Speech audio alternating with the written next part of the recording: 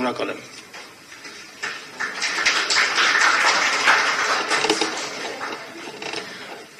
Հարգելի ընկերներ, տիկնակ եւ բարոնակ,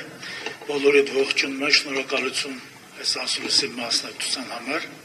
Ես ներկայացնելու եմ մի քանի թեզիսներ, որոնք ընդհանրապես մի փոքր մասն են կազմում սոցիալական քաղաքականության այն ծրագրի մոտ 87-88,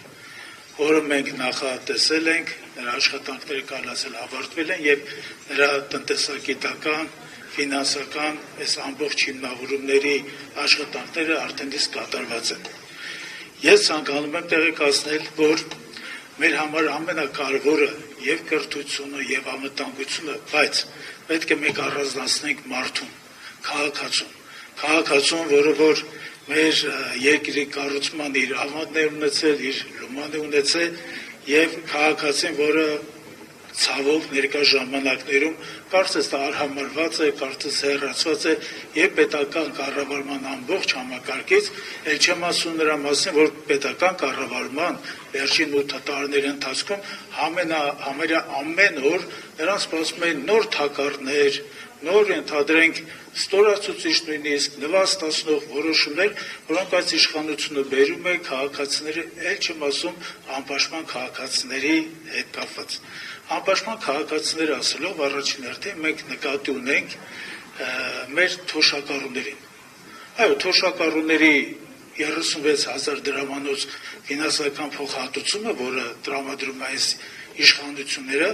դրանք պարզապես սովորմար չլինելու ֆինանսական ինչ-որ զանգված է։ Այդ 36,000-ով թոշակառուն ոչինչ չի կարող գնել, եթե չլինի հայկական ընտանիքների ավանդական փող օգնության այս ավանդույթը, մեր թոշակառուները զգալումսը կարող են 1-2 տարվա ընթացքում պարզապես որպես ժողովրդագրական բաղադրիչ պարզապես կորել։ Ինչ ենք մենք բերում։ Մենք բոլորը տեղյակ ենք, որ նախատեսել ենք եւ իրականացնում ենք արշավ թոշակառուների հետ կապված եւ թոշակառուների մասով մենք հայտարարում ենք, որ իշխանության մաս կազմելու դեպքում հաջորդ օրը մենք սկսելու ենք աշխատանքներ, որպեսզի առնվազն 2 տարվա ընթացքում թոշակները բարձրացնենք 50%-ով։ Դրան զուգընթաց գնալու է ամեն տարի թոշակների ինդեքսավորման մեր աշխատանքները։ Յուրաքանչյուր տարի թոշակառուն պետք է իմանա անկախ խոշորացված պարենային խմբերում գների տատանումներից կամ երկում ձևավորված գնաճի ցուցանիշից նա պետք է ապահովագրված լինի, որ իր թոշակը ինդեքսավորվելու է եւ նա համապատասխանաբար աճելու է եւ դա հնարավորություն է տալու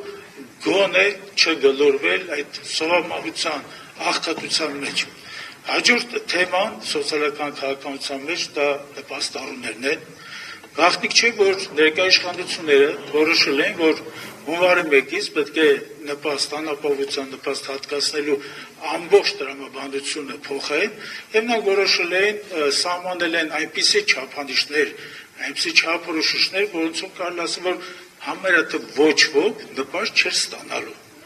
Ընդ որում, ասեմ, զարհուրելի բաներ ասեմ, մարդիկ նույնիսկ եթե անմշակ հողամաս ունեն, որևէ քարոպատված մի հողամաս, նույնիսկ այս հողամասի ունենալու փաստից ելնելով անապահովության նպաստ չեն ստանալու։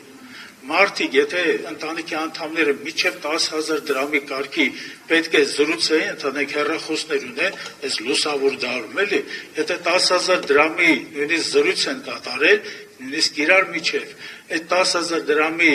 արձանագրումը լինելու է սրա փաստ, որպեսզի անապահովության նպաստը զրկվեն։ Եթե մի քաղաքացիներից մեկին իր բարեկամները կամ որևիցե բարերար ենթադրենք ուղարկել են որևիցե գումար մոտավորապես 10-15,000 դրամի կարգի, նորից նպաստի զրկվելու են։ Հիմա այս իշխանությունները ինչ են անում։ Նախ հունվարի 1-ից պետք է մտցնեն, որոշումը համերական, բայց հասկացան, որ դա ապագա ընտրություններին որոշակյորեն խառնելու են իրենց քաղաքարտերը եւ 160,000 քաղաքացու եւս բերելու են ընդդիմության կողմը, դրա համար նրանք արկախել են եւ հուլիսի 1-ից են փորձելու այդ ամենը ներդնել։ Մենք ասում ենք, որ հուլիսի 1-ից, բնականաբար հունիսի 8-ից հետո մենք պետք է այդ որոշումը արկախենք եւ նպաստների հետ կապված ամբողջ աշխատանքները ենթարկենք իրական ռեֆորմների եւ ռեֆորմների եւ ռեֆորմների այդ կենտրոնում պետք է լինի մարդը։ Մի կարևոր խնդիր մենք անդրադարձել ենք սկրինինգների թեմային։ Գաղտնի չէ, որ մեր բնակչության զգալի մասը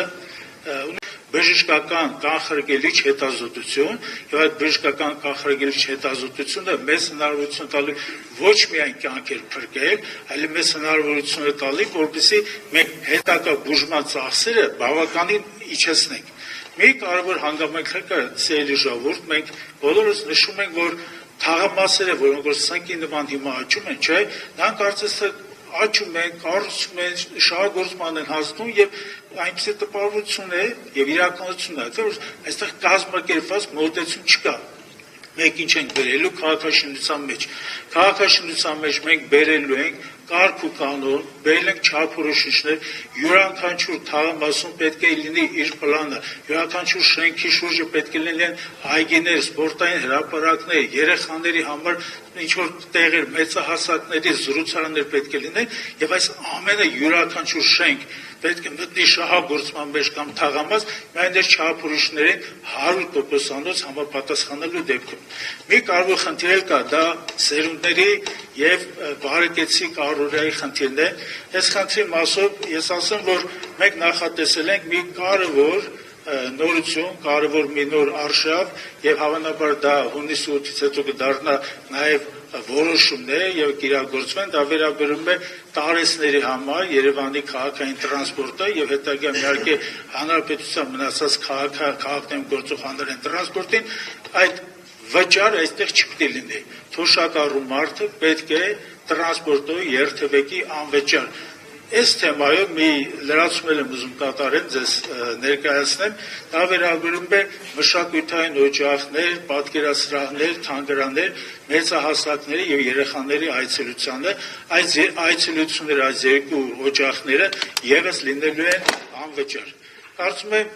ես ներկայացրեցի մի մասը, որովհետեւ ծրագիրը բազմաթիվ կետերով, թեզիսներով հագեցած է եւ հետագա ամիսներին մենք այս մեր աշխատանքները կհարստացնենք, կներկայանանք նաեւ այլ մասնագետներ եւ միասնական կերպով մեր ինտելեկտով, մեր կարողություններով, մասնագիտական հնարավորություններով այս ամեն ինչը կհասնենք իր բարեհաջող ավարտին։ Շնորհակալություն։